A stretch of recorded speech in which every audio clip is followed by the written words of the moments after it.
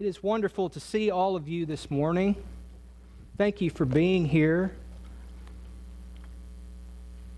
Clint, thank you for your wonderful song service. We always appreciate you, brother. I would just like to say, to begin, what a wonderful blessing it is to have Bill Lockwood back in the pulpit preaching and teaching. I know that you feel like I do when I say that no one can investigate and communicate the Word of God quite like Bill Lockwood. And we are so blessed to have him, and him and Anita are away from us today and this week, but we miss them and we wish them safe travels and look forward to having them back with us next week. Casey and I and the kids, when we have downtime at the house, one of our favorite things to do is to watch nature shows. Things like BBC, Blue Planet, Planet Earth, National Geographic, things like that. And the kids love all the animals that they see that come on those shows. And we love the narration, and the cinematography is fantastic. It's incredible to watch. And it's just something that we can all do together that's fun and educational. And sometime in recent history, we were watching one of those nature shows, and the documentary began cataloging the various species and different types of plants and animals found in South America. And very quickly, we found ourselves learning about the Amazon River Basin. And there was one thing that stuck out to me and stayed with me about the Amazon River Basin, and that is that just about everything in the Amazon can kill you. The water is dangerous, and it can take your life. The weather is extremely volatile, and you got to be careful. All of the animals would love to eat you as you go through the Amazon. And even the plants, they look great. They are extremely dangerous.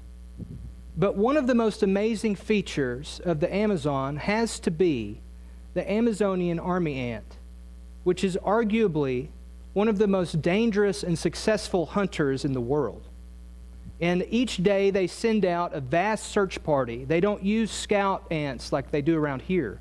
They send out a vast search party into the virgin territory of the forest, seeking out signs of anything alive. And they spread out along a 10-meter front. And 10 meters is a lot. It's about the same measurement as the electrical poles in the street or the parking lot. But they spread out along a 10-meter front, and they push through, sweeping across the forest floor. And by the time this superorganism returns to its nest each day, it's estimated that about 30,000 animals will have been caught. And one of the army ant's favorite targets is a different type of ant called the black ant. And the black ant likes to nest in the tops of trees where it's usually safe. But on this day, the army ant has located it, and within seconds, an overwhelming legion swarms up the tree trunk. And the defending black ants, they swarm down and take up positions along the branches. The defending black ants see what's coming. They're trying to protect their nest. They're trying to protect their eggs. And it's at this point that something incredible happens. As the two rivals meet, the army ant grabs a hold of the black ant with its big mandibles, and it flings itself and the black ant off of the tree. It isn't interested in fighting with the black ant. That's not its game plan. It knows that would take too long. It just needs to remove the black ant from the battlefield, allowing the other army ants a clear path to raid the nest of eggs.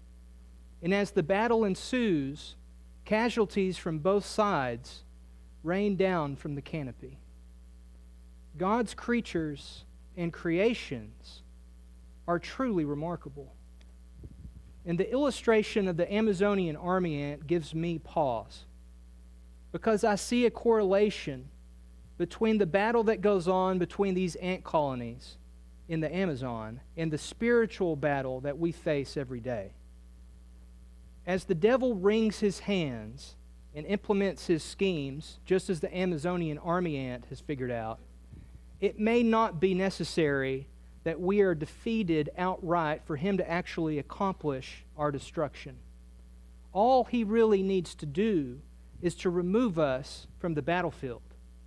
Because if we're off the battlefield, we're no longer of any consequence in fighting for God's kingdom, and our ability to effectively reach out to those among us who are lost or fellow Christians who are struggling, it's marginalized to the point of complete insignificance. And I would like us to turn over this morning to the final chapter of John, in John chapter 21, verses 15 through 25. And as we set the scene for this chapter, it's important that we remember that on the night that Jesus was arrested, and the following day that he was tried and crucified, Peter had descended from the position of a confident, faithful disciple of our Lord into a cursing, violent Christ denier. He had denied the Lord 3 times. And when the rooster crowed, Luke tells us that the Lord turned and looked straight at Peter. And Peter went outside, it says, into the cold, into the dark, and he wept bitterly. Everything that Peter thought he knew about himself and everything that he thought he knew about his future had just come crashing down all around him.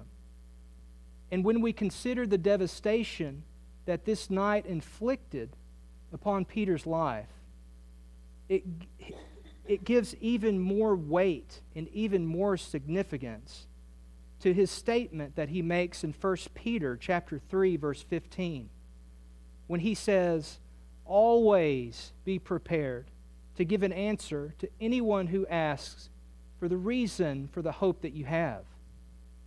Peter says, you need to get prepared. Don't leave it to chance. Don't get ripped off the tree like that ant or like I did. Always be prepared to give the reason for the hope that you have. So in John chapter 21, 15 through 25, we find a new chapter in Peter's life. And we also find a valuable lesson in discipleship as John concludes his gospel. So let's read John 21, 15 through 25. When they had finished eating, Jesus said to Simon Peter, "Simon, son of John, do you truly love me more than these?" "Yes, Lord," he said, "you know that I love you." And Jesus said, "Feed my lambs." Again Jesus said, "Simon, son of John, do you truly love me?" He answered, "Yes, Lord, you know that I love you." Jesus said, "Take care of my sheep."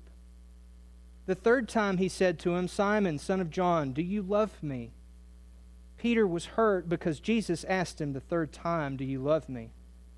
And he said, "Lord, you know all things. You know that I love you." And Jesus said, "Feed my sheep.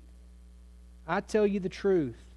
When you were younger, you dressed yourself and went where you wanted.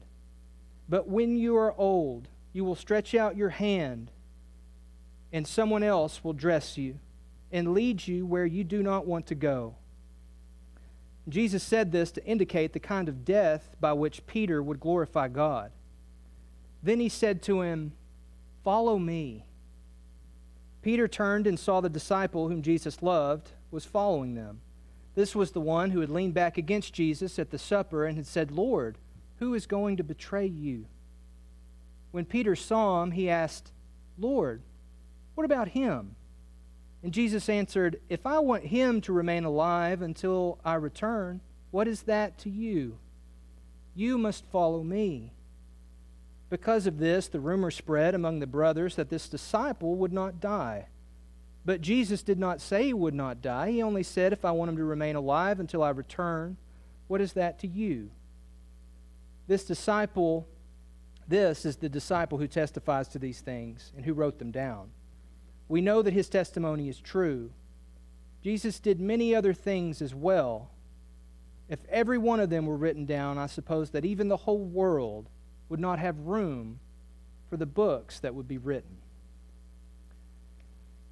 It's interesting that Jesus asks Peter 3 times if he loves him, considering the fact that Peter denied Christ 3 times. It's as if Jesus is making sure that Peter is paying attention. He tells Peter, "Follow me." The Greek word here is akolutheo. Akolutheo means follow and obey. To follow and obey. Akolutheo. Follow me. And there's no doubt Peter was rejoicing that he had been restored to fellowship and apostleship.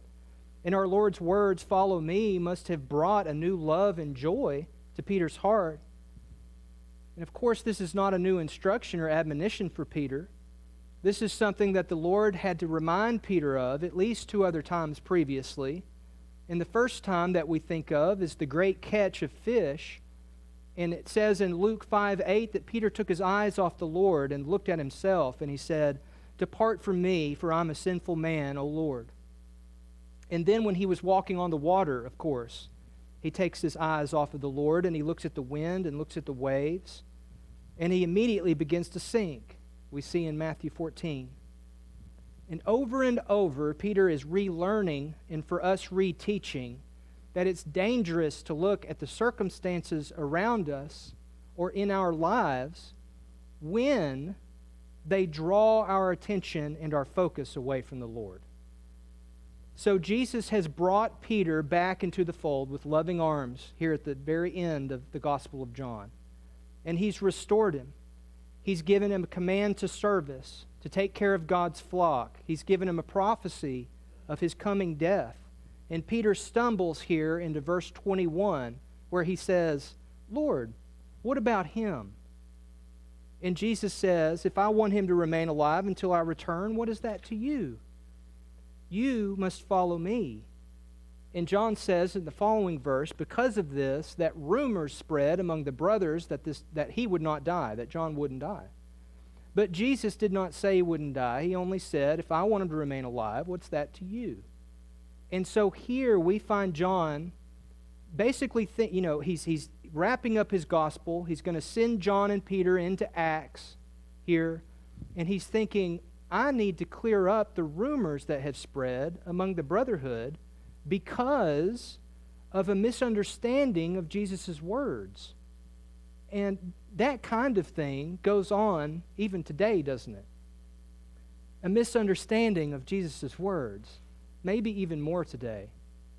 But the Lord rebuked Peter and reminded him that his job was to follow and not to meddle in the lives of other believers. His job was to follow Jesus. And it's right here that I would like us just to park the car for just a minute, so to speak, and look at this. Listen what the Hebrew writer has to say in chapter 12, 1 through 2. "Therefore, since we are surrounded by so great a cloud of witnesses, let us throw off everything that hinders and the sin that so easily entangles, and let us run with endurance the race marked out for us. Let us fix our eyes on Jesus, the author and perfecter of our faith, who for the joy set before him endured the cross, scorning its shame, and sat down at the right hand of the throne of God." He says to run with endurance, fixing our eyes on Jesus. To be distracted by ourselves, our circumstances, or other Christians is to disobey the Lord and possibly get detoured right out of the will of God. Now, that sounds really easy, but it's a project that's huge in scope and difficulty. And it requires adjustment and refinement on the part of everyone's life throughout a lifetime. And most Bible students and scholars agree that Peter is wanting to compare himself with John. And the lesson is that each of us needs to serve Christ where Christ has set us. And as Jesus said to Peter, never mind the task that I've given to someone else. It's your job to follow me, akolutheo. That is what he says still to each one of us. Our glory is never in comparison with others. Our glory is in the service of Christ in whatever capacity he's allotted to us. But there are other ways that we can get distracted and we can lose our focus on Jesus. In what ways come to your mind that cause you to get distracted or cause you to lose your focus on Jesus? It may seem trivial, but I'll tell you one of mine. It's traffic.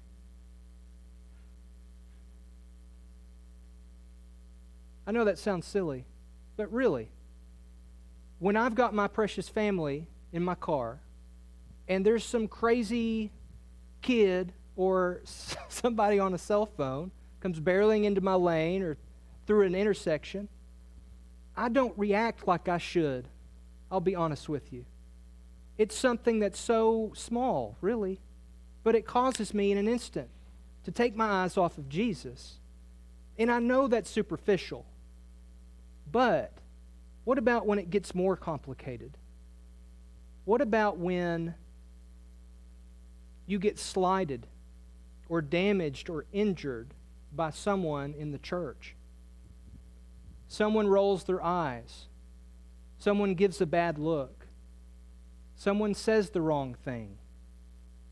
Christians are people, and people can be thoughtless and reckless with their actions and words. I know that I've been on both sides of that fence. But bitterness has replaced blessing for many wounded believers. Has your Christian service ever been injured by a thoughtless action or word?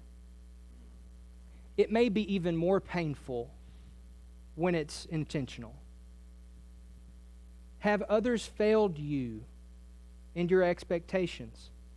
And this is what I want us to see this morning. This is the very tough lesson, I think, from Jesus Christ to end John's book. Jesus says, "What is that to you? Follow me." Maybe it's the closest person to you in your life that's keeping you from Christ. It might be your husband or your wife. It might be your father or mother, your daughter, son. Maybe your boss causes you to take your focus off of him. Maybe it's your neighbor. Jesus says, "So others have failed you." Okay, what is that to you? Follow me. Don't let the failure of others cause you to be lost. In Romans 14:12 tells us that every one of us will give an account of himself.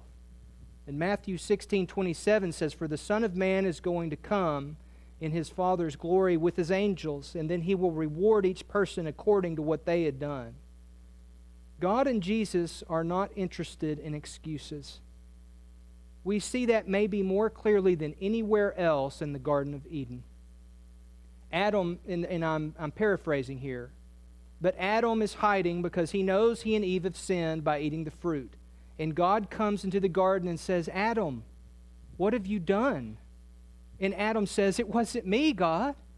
It wasn't me. It was her. It was this woman who you put here with me. She tricked me and confused me, and I wasn't thinking straight."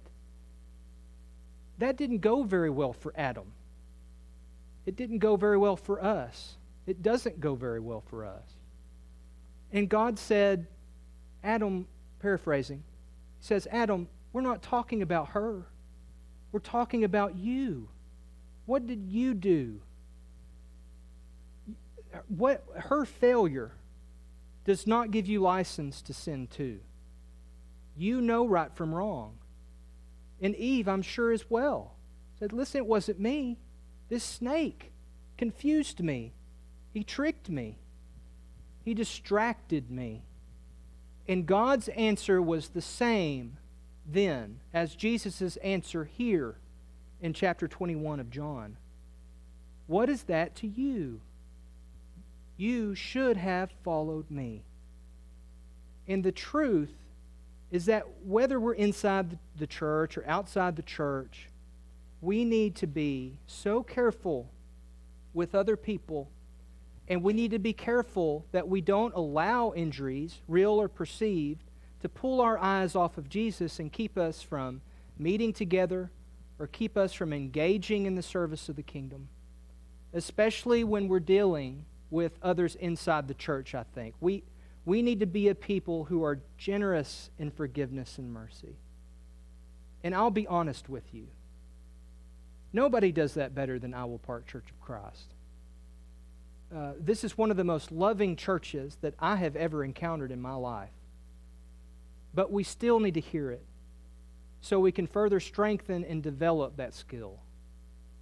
And I'll always remember something that the preacher who married Casey and I told us the day before we got married. We met with them and we were talking, and he said, listen, you guys always need to give each other the benefit of the doubt. And that's something that has always stuck with me. It's not only a good tenet to apply to a marriage, that is a great tenet to apply to a church. And Hebrews 10:24 tells us, let us consider how we may spur one another on toward love and good deeds. And Paul tells us in Philippians chapter 2, I love Paul, don't you? He writes wonderfully, and he says it so great. He says it this way, if you have any encouragement from being united with Christ, if any comfort from his love, if any fellowship with the Spirit, if any tenderness and compassion, then make my joy complete by being like-minded, having the same love, being one in spirit and purpose.